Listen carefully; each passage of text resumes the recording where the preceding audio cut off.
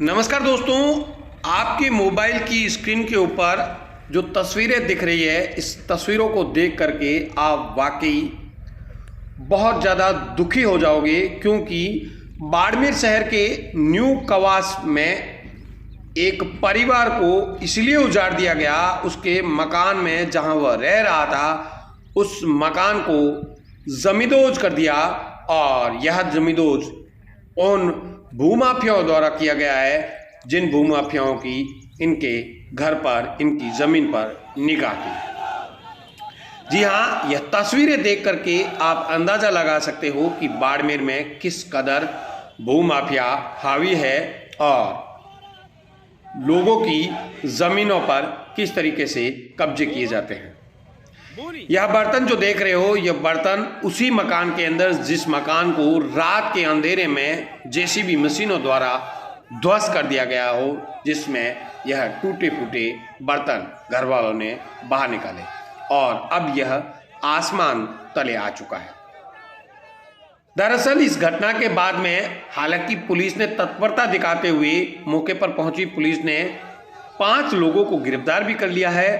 तो साथ ही इस मकान को ध्वस्त करने के लिए जो वाहन उपयोग में लिए गए थे, उन वाहनों को भी पुलिस ने जब्त किया है।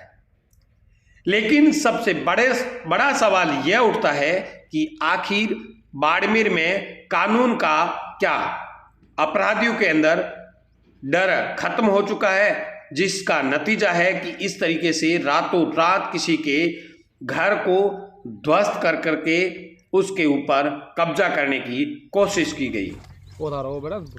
इतना ही नहीं, यह घटना सामने आने के बाद में माली समाज ने बड़ा प्रदर्शन करते हुए बाड़मेर के कलेक्ट्रेट के ऊपर प्रदर्शन करते हुए मांग की है कि आरोपियों की जल्द से जल्द गिरफ्तारी होनी चाहिए और मुख्य आरोपी इसमें जो साजिश करता है उनको बख्शा नहीं जाए।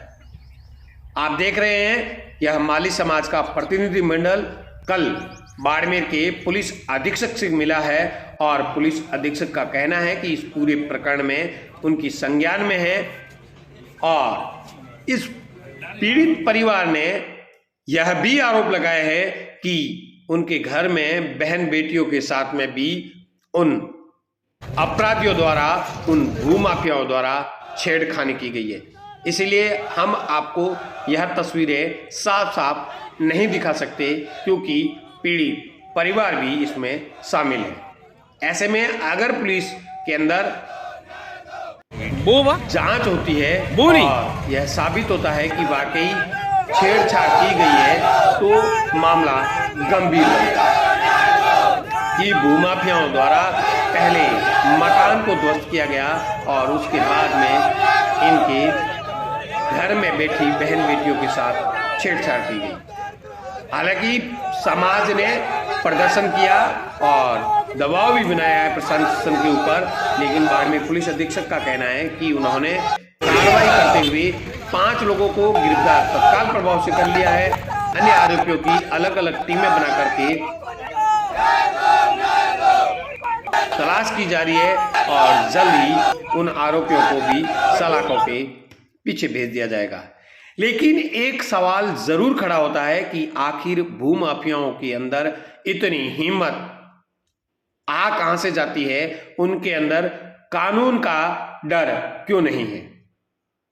यह अपने आप में बड़ा सवाल है। लेकिन क्या कहना है माली समाज के अध्यक्ष का, आप खुद सुने किस तरीके का इतना बड़ा प्रदर्शन हुआ। गाड़ियां, जेसीबी और कई प्रकार के साधन बाड़मेर पुलिस अधीक्षक का क्या कहना है, आप सुने। जिस उन लोगों ने एक गरीब परिवार जो लगभग 100 वर्षों से वहाँ निवास करता था, सेटलमेंट के समय उनकी ही जमीन थी और उनका ही कब्जा आ रहा था। इन्होंने 3 पीढ़ियाँ वहाँ बिता दी और होली से पूर्व इन लोगों ने मिट्टी खोद करके, गोबर मिट्टी से अपने मकान को पूरी तरह से पोताई करके, निपाई करके, बना के तैयार किया। होली आराम से और राजी खुशी से मनाई गई। जस्ट होली के बाद में 9 तारीख को रात को ऐसा इनके परिवार के ऊपर पहाड़ गिरा जैसे कोई बड़ा भूकंप आया हो। सब खड़े हो गए और चिल्लाने लगे, लेकिन कोई वहाँ बचाने वाला नहीं था। कौन लोग थे जिन्होंने? ये लोग मुख्य आरोपी जो माली समाज बाड़मेर द्वारा 36 कौम द्वारा ज्ञापन दिया गया, वालम सिंह और मदन सिंह राजपूत नाम से है और 6 लोग गिरफ्तार भी हो चुके थे।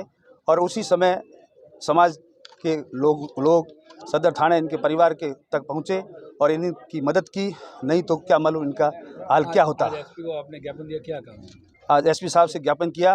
पुलिस हमारी पहले से भी सपोर्ट कर रही थी और अभी भी सहयोग कर रही है। इन्होंने आश्वासन दिया है कि हम इनको तुरंत ही गिरफ्तार करेंगे।